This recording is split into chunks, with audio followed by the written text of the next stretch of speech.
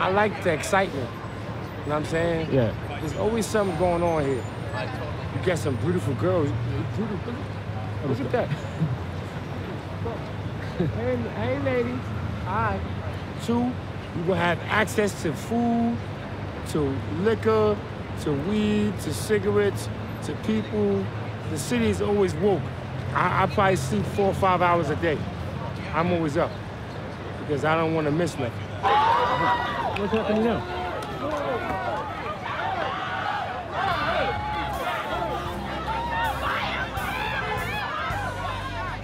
What happened? Why? What for?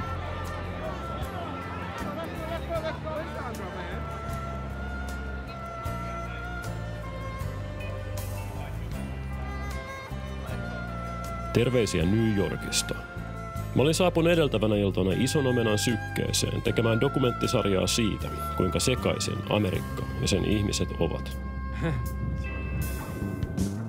Mä olin nimittäin ymmärtänyt uutisista, että Amerikka olisi etenkin nyt presidentinvaalien alla niin jakautunut, että peräti koko demokratia on uhattuna. New York oli mun ensimmäinen astinkiveni, mutta mä tulisin kamerani kanssa kiertämään keskilännen sydänmaita kuukauden ajan. Matkalla läpi ruostevyöhykkeen ja vaankieliosavaltioiden mä tulisin kohtaamaan aitoja amerikkalaisia. I carry a gun. You got a gun right there? I shot him in the ass. That's no big deal. What Pop goes to Weasel when we was up in the way and out there. He kertoisivat ajatuksiaan siitä, mitä tähtilipun maassa oikeasti on meneillään ja mihin jakautuminen johtaa. As soon as I saw what he did as president, I became a huge fan because I saw our country slipping away. Se oli unohtumaton matka. The United States is crazy, bro. Yeah, this shit a movie. This shit crazy. Yeah, it's like, you like, what the fuck is going on, bro? Nyt maistetaan. Good stuff. Mun nimi on Jaakko Keso. Ja tää on dokumenttisarja siitä, mitä mä näin ja koin tolla matkalla. Mutta tossa vaiheessa mä en tiennyt vielä mitään. Ja kaikki oli vasta edessäpäin. Hienoa. Mä toivotan sut tervetulleeksi matkalle mukaan.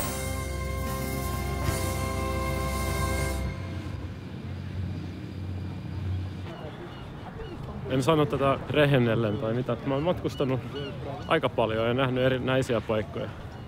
Mutta tää tekee vaikutuksen.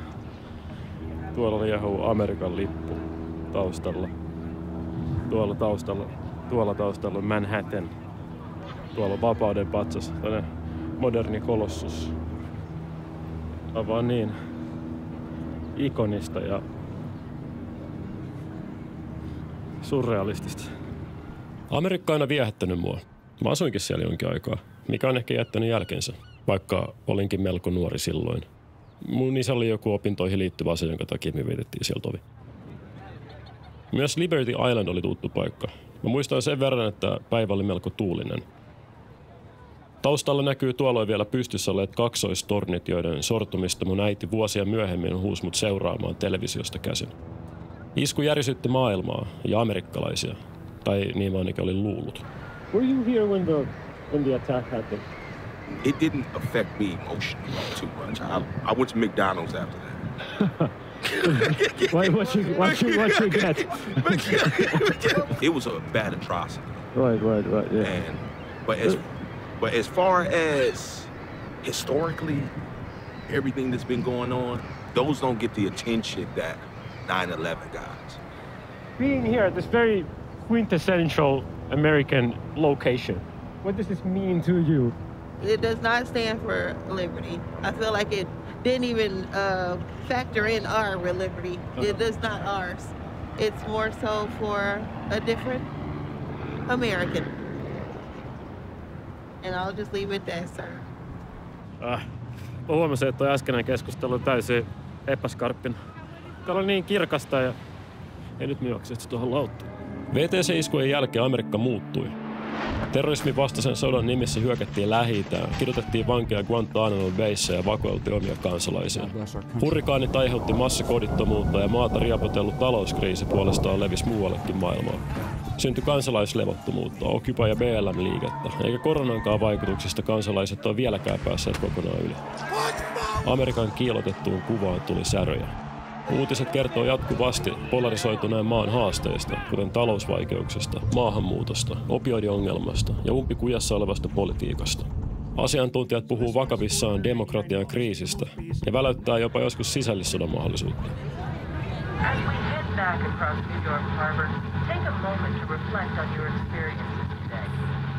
Mä kuvasin tämän sarjan maaliskuussa, jonka jälkeen on tapahtunut paljon, mutta perusasiat yhä pätee.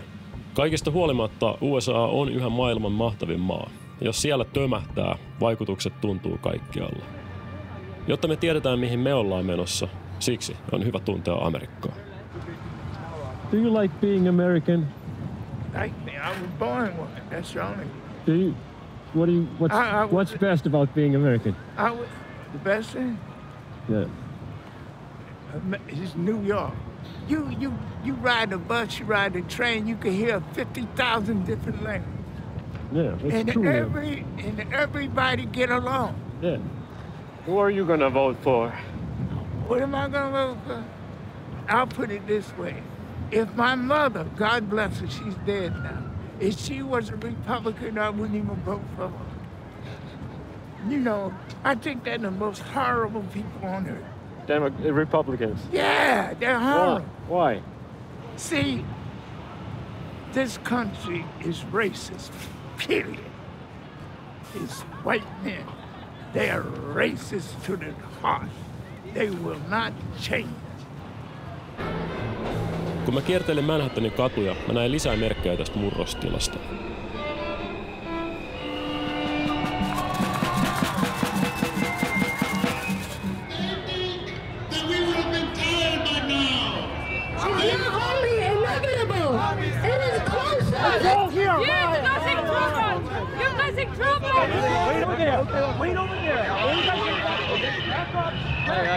Are you gonna vote for Trump?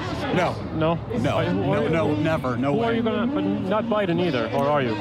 I hope to vote for Biden. Yeah. I probably will. Okay. But he's the guy in charge right now. Right. Pretty much globally, really. Yeah. You know? So that's why I direct my message as high up as I possibly can. Do you think that this conflict is one of those topics that divide the people? I think everything for the past 10 years at least, America finds a way to turn everything into a right-left issue. Yeah. It's sad. You have Area C. What about West Bend? Area C. Oli mun mielestä jotenkin irvokasta, kuinka tuossa vahvat tunteet oli ilmeisiä ja puhuttiin kuolevista vauvoista. Mutta heti vieressä oli överi konsumerismi meininki ja metropoli rullasi tuttuun tapaansa eteenpäin. Kumpikin puoli vaikutti niin äärimmäiseltä ja niiden välillä tuntui olevan yhtä äärimmäinen irtikytkentä tai kuilu. Tämä oli hämmentävää. Tämä on vaivaannuttavaa kysyä tästä asiasta. Sillä pyrkii selittää se, että tekee jotain dokumenttia jostain Suomesta ja tekee sitä niin kuin Amerikan polarisoitumisesta tai jostain. Wait, what you say? Where is the polarization? I don't really know. I feel like I don't know. So, yeah, he just doing the energy. I don't know. No, I'm from Finland. I'm a documentarist from Finland. From where? From Finland. Okay, you gotta get permission when you start filming people though, man, because you never know who you're filming. Oh yeah, I thought I asked. Hey, listen. Next thing you know, your face be on a porn site. And you be like, how the hell? What the fuck? Toi poika oli aika nuori ja sen isä tuli kyselemään siihen, että mikä homma. Kertoi mun mielestä jotain Amerikasta, että toi isä pelkäsi poikaansa päätymistä pornosivulle. Niinkö vainoharsiseksi tämä aika ajaa ihmisen? Tai mistä mä tiedän? Ehkä se on perusteltu huoli. Mun oma pää oli vähän pyörällä. New York on niin mahtava, että siellä ollessa ei ihmettele, miksi siitä on kerrottu loputtomia tarinoita. Ja tää on läntisen kulttuurin keskus. Täältä kaikki tulee. Ja tänne jos pääsee, niin sit on niinku ytimessä. Se on aika hullu ajatus. Saa nähdä, tuleeko tää jossain vaiheessa tän lumo loppumaan. Sitten kun läntinen sivilisaatio kaatuu. Tai sieltä kun Amerikka kaatuu. Nimittäin eikö kaikilla imperiumeilla kuitenkin ole alku- ja loppupisteensä, jos ne ei ikuisesti kestä. The end of times are here. If you read the whole Bible, you understand the science behind it. Wars, famine, earthquakes are more intense than ever. And war in Israel, and it's gonna get worse. Because the end of time is coming. It's biblical. Oli mentävä syvemmälle. Matkan alkutaipaleelle vauhtiin päästäkseni mä olin sopinut pari haastattelua. Toinen oli kauempana lännessä Kolumbuksessa, toinen Filadelfiassa, jonne mä olin juuri saapunut. Tuossa rakennuksessa USA on perustettu. Se pitää paikkansa. Philly oli USA:n entinen pääkaupunki, ja maan perustaja-isät kokoontuivat. Mutta nyt ei tultu katselemaan mitään vanhoja taloja, vaan tutustumaan New Yorkin yltäkylläisyyden kääntöpuoleen. Tällä kertaa vähän jännittää. Täällä on semmoinen Kensingtonin fentanyylikatu.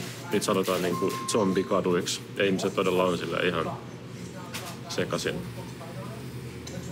Ja mä oon menossa tapaamaan yhtä tyyppiä niinku sinne päin. Tämä tyyppi, johon mä olin ollut yhteyksissä, oli kertonut mulle paikan olevan niin vaarallinen, että siellä voisi saada jopa luodista, jos ei tiedä mitä tekee. Mä en tiedä, oliko hän vaan hyvä markkinoimaan palvelujaan, mutta mä en halunnut ottaa tästä selvää. Siispä me oltiin sovittu tapaamispäivä ja aika noin suurin piirtein, mutta mä odotin vielä tarkempia tietoja. Mä näytän sen kuva tässä Instagramista. Toi oli toi huppu päässä.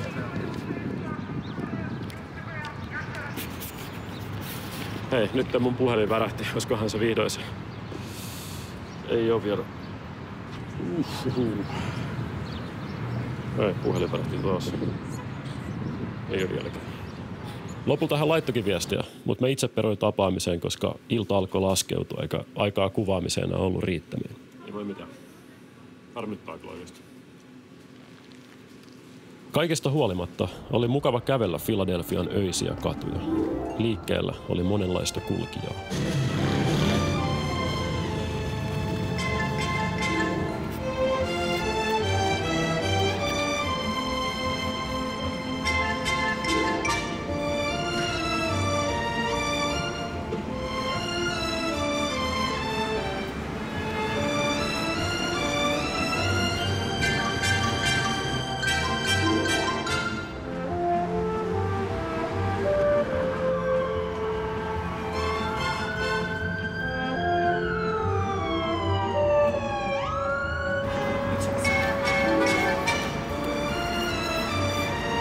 Pilotitakkenan korsto ulos. Jännittävää. Katsottavaa.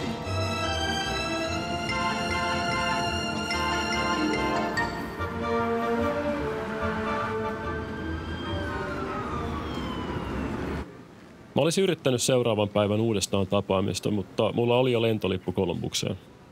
Mä sanoin fikserille, että mä palaan Filadelfiaan muutaman viikon päästä ja että sitten olisi parempi vastata mun viesteihin.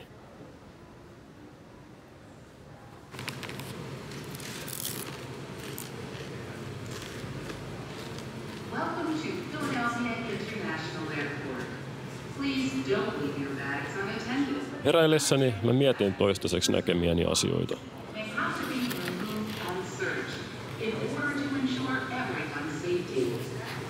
Täällä lentokentällä ollessa ihmisiä katsoessa tulee mieleen se kysymys siitä Amerikan jakautuneisuudesta. Että onko näin? Täällä ei näy mitään Biden tai Trump paitoja tai littiksiä. Kaikki näyttää tavallisilta.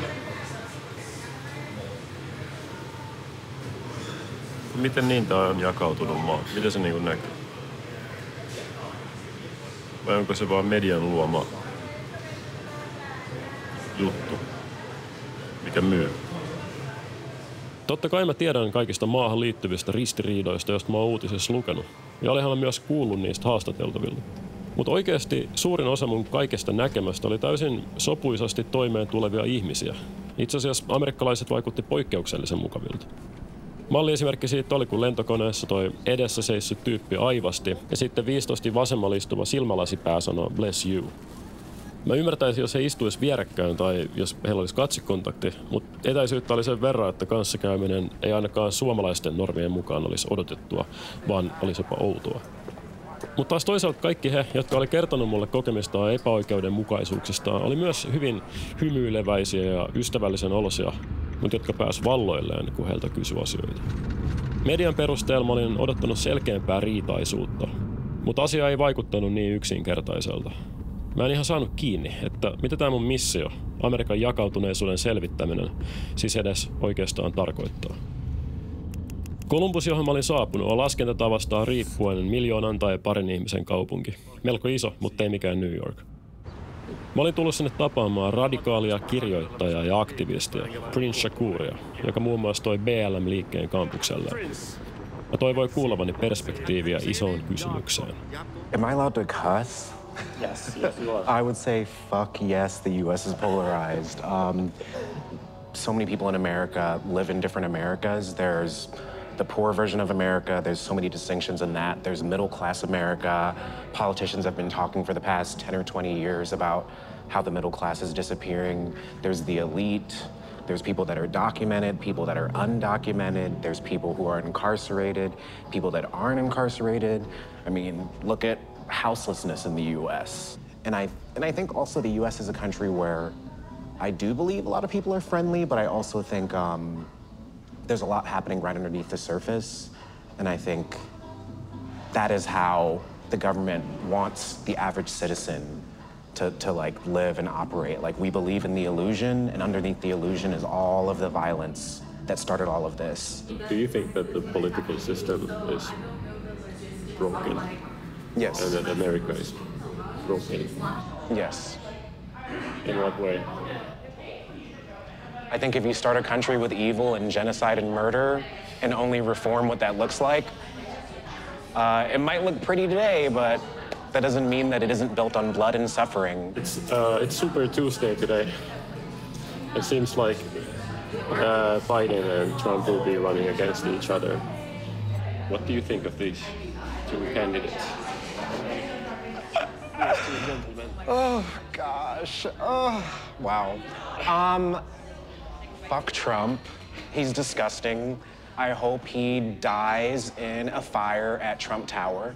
I don't know, I think if Trump wins, fascism and,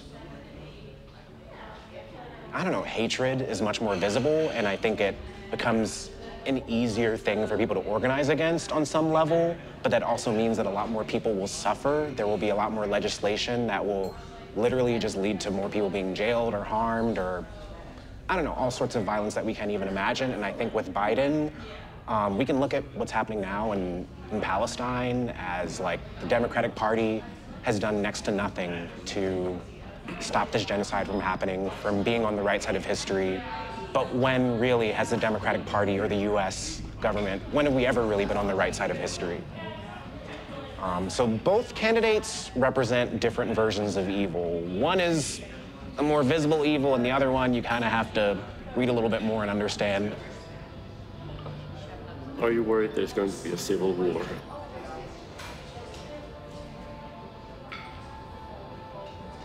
Oh. Yes. Yes. Because the U.S. has so many divisions, any of those could be exacerbated and lead to a civil war. As long as there is another group of people to blame, which is what I think the U.S. as a government has done so well and has taught so many other governments and regimes all around the world to do, there is always the possibility of a civil war. Aikamoista. Menin baariin pohdiskelemaan tätä yhteiskuntaa, jossa me eletään. This is going to be the new norm. Huh? This is going to be the new norm. It is. I haven't seen one single MAGA hat on the street. Oh, yeah, because... So, where should I go to see MAGA hats? You really want to go, like, to, like, right here. Yeah, it's like anywhere that's, like, rural, you're going to immediately start seeing it. Tai kaikki tuntuu tämmöiseltä samanlaiselta niin kuin puna-viher-kuplalta, mitä on Helsingissä kotona ollessa. Mut mä oon innoissani, nimittäin huomenna mä menen Clevelandiin, mikä on pari tuntia tästä pohjoiseen päin. Ja mä en ole ihan yksin, vaan mä tapaan siellä mulla on Brandon-nimisen kaverin. Ja sen kanssa on tarkoitus mennä seikkailemaan. Olen melko innoissani.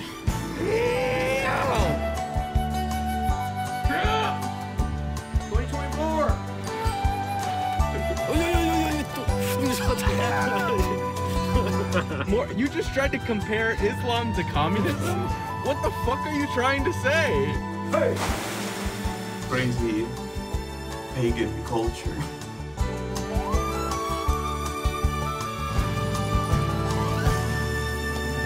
Is that fun? Yes.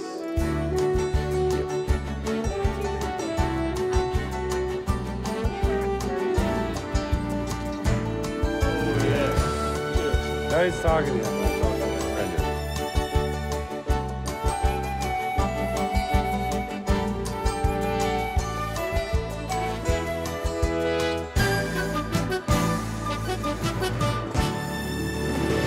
Been kind of stupid. Like, I don't know why they didn't say anything. It would have made the blip less fucking strange.